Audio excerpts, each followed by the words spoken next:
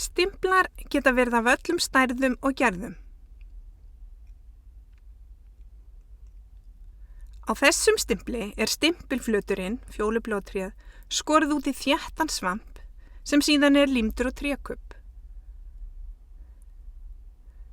Þessi stimpill hér með mörgum litlum mótífum eða dropum. Sá appelsínuguli með einni stakri mynd. Droparnir bjóða upp á þrykkja heilan flöt eða bakgrunn, þar sem mynstrið getur auðveldlega flætt yfir stóran flöt ef vill.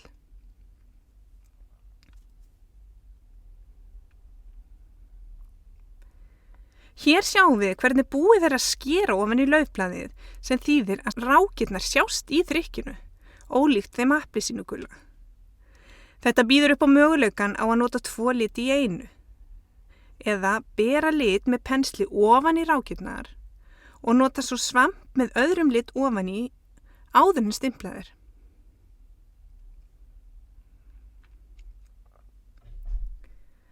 Hér sést vel munurinn á stimpli og skapalóni, þó þetta sé ekki formlegt skapalón, enda allt of þykkt til þess. Stimpillinn stimplar myndina sjálfa, en skapalónið það sem skorið burt.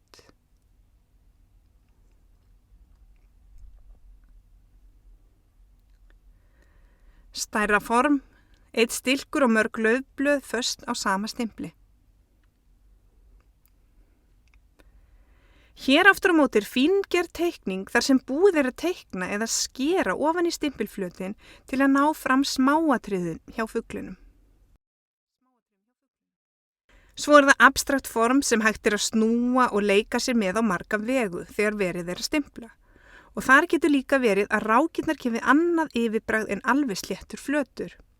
Það fer eftir þyktin og litnum og því sem verið að stimpla á. Svo það margir litli bútar setti saman, þarna mótífið skýrt, lítil hætta á því að formin náist ekki, ólíkt því þegar búið að skera létt í flötin. Dýra minnstur skorið í stimpilinn,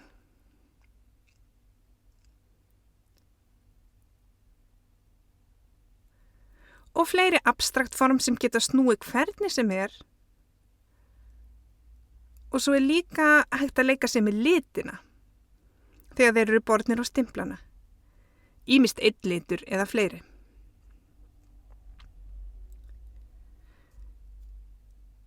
Síðasti stimpillinn með snúru sem gefur allt aðra áferð en svampurinn.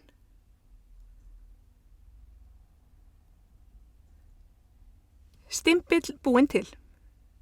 Stærðin á stimplinum fer eftir myndinni sem á honum en gott að hafa stimplana ekki of stóra eða þunga, svo auðveldara sé að vinna með þá. Byrja þeir á því að skissa hugmyndir á pappír og hér að verða til regnbogi sem skiptist í 6 hluta.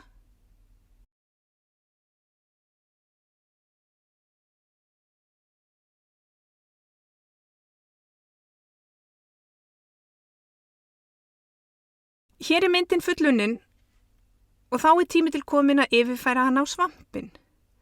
Til að gera það myndin dregin upp á baksíðu blaðsins með mjúkum blýanti.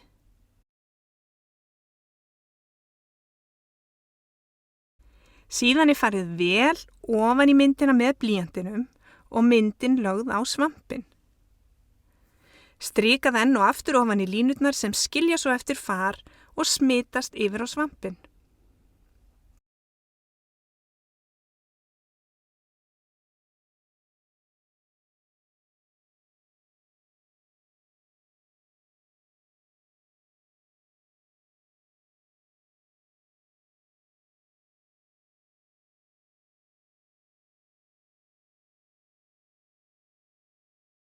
Svo regnboginn skorinn út. Maður þarf að passa sig og fara varlega með hnífinn.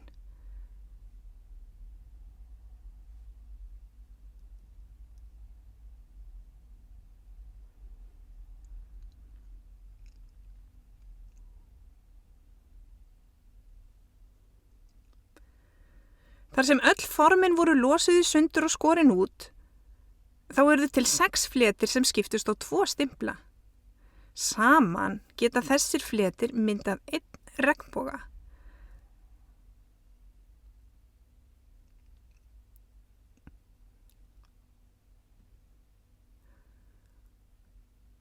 Og sá regnbogi ætti að geta verið eins og þessi fyrirmynd. Ysti boginn, ysti, annar, þriðji, fjórði, fimmti og svo miðjan og miðjan.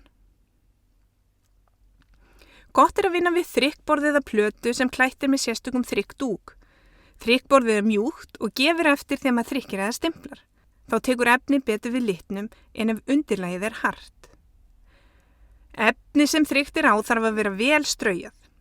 Það lagt slétt á borðið og fest með límbandi. Því betur sem efnið undirbúið og fest vel, því meiri líkur eru á að þrykkið takist vel. Ekki gott að þrykkja glænýtt efni þar sem þau hrinda oft frá sér meiri vökva en margþvegin efni. Þess vegna kjörið að stimpla á gömul efni.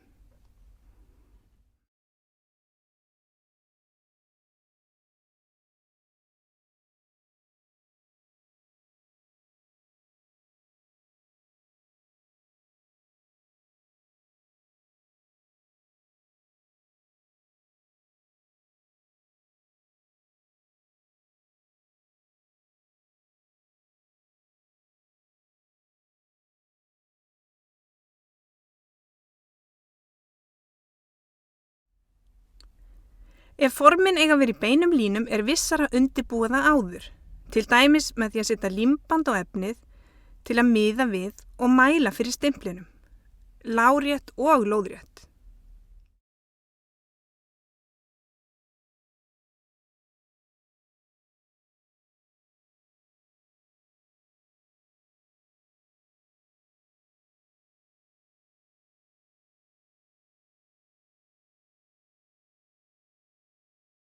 Passa þarf þó að stimpla ekki óvart á límbandið, því að þá mun límbandið skilja eftir sig beina línu þegar það tekið af efninu. Svona þrykk getur verið mikil nákvæmnisvinna.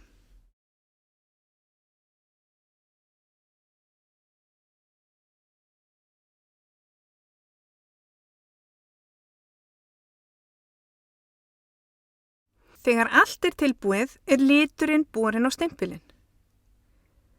Til að bera á stimpilinn ágætt að nota pensil. Liturinn málaður á stimpilinn og áferðin sem á málningunni þrykkist á efnið og því mikilvægt að vanda til verka.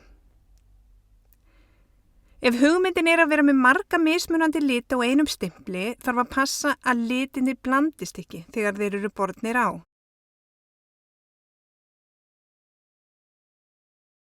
Passa þarf að litirnir smitist ekki á efni sjálft og gott að hafa blað undir litabakkanum til að litirnir fari ekki á efnið.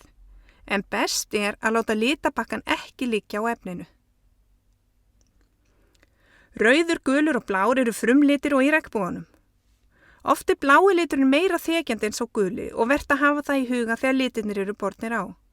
Auk þess svampurinn blár sem ýkir einkenni nú.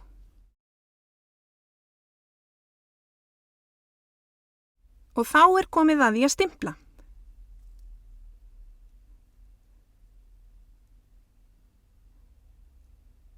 Stimplinum þrýst þéttingsfast beint niður á efnið og honum lyft beint upp, ekki til hliðana því þá hætt við hann renni til og formið verði óskýrt.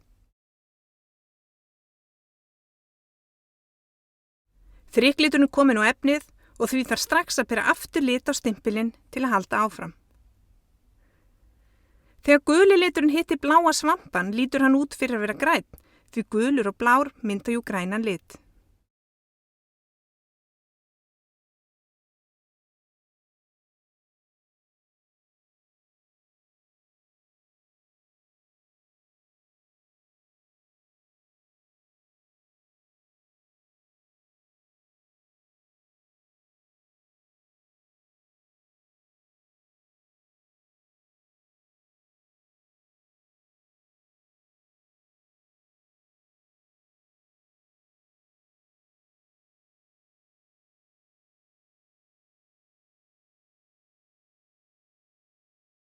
Næsta regnbogaröð verður í öðrum lit og þá þarf að þrífa stimpilinn á milli og þurrka létt.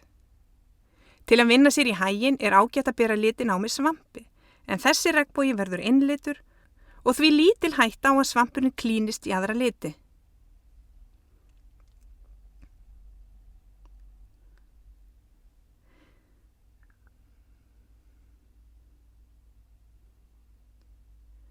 Takið eftir muninum á því að bera á með svampi eða pensli.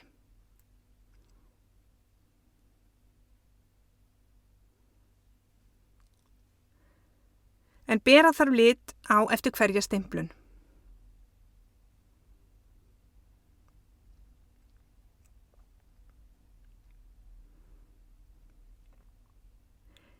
Ekki gleyma að skóla stimpilinn á milli umferða og vera með 1 svamp í hverjum lit. Í 3. umferð koma enn aðri litir, bornir á með svampi.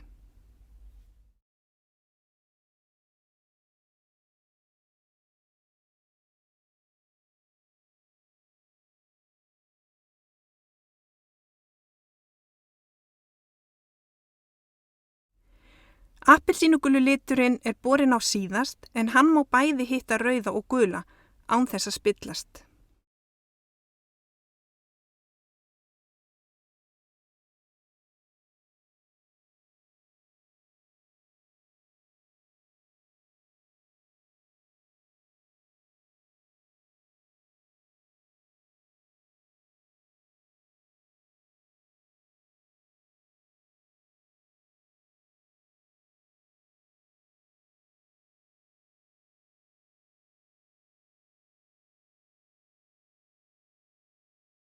Hér er litur borinn á hinn stimpilinn, appelsínugulur, grænn og fjólublár, hinir litir regnbogans. Þegar stimplað er ofan á þrykk er mikilvægt að það sé orðið þurrt svo ekkert klínist að óþörfu. Handþrykk er sjaldnast eins nákvæmt og stafræn prentun, nema þá kannski hjá þaulæfðu fólki, en það er yfirleitt ekki verið að leita eftir sömu áhrifum. Hugsa þarf staðsetninguna þegar stimplað er í annað sinn, bæði lóðrétt og lárétt. Hér er seinni stimpillinn örlítið neðar eins og fyrri var.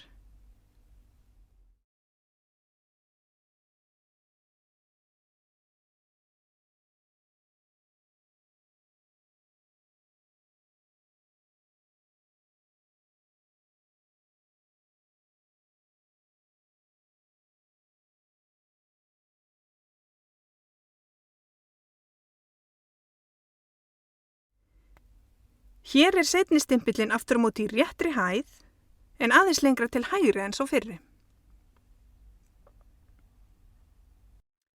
Það er alltaf jafn spennandi að sjá hvernig til hefur tekist þegar stimplinum er lyft upp, hvernig litablöndunin er og staðsetningin.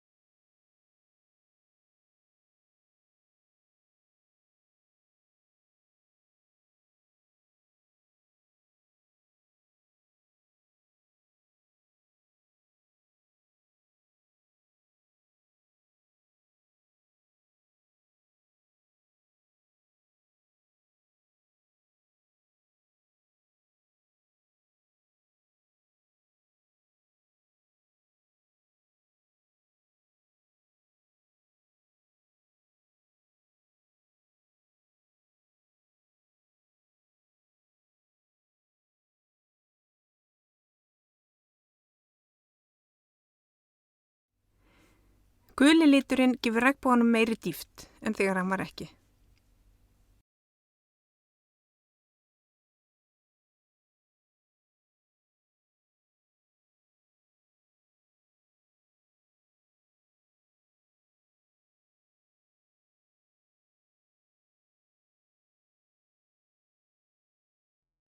Þegar stimpluninni er lokið þarf efnið að þorna vel.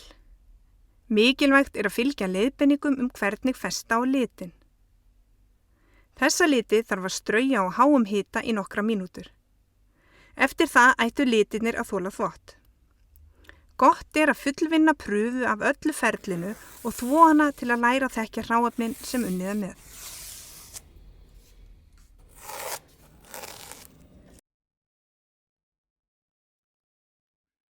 Þá er efni tilbúið. Einungis eftir að festa litin.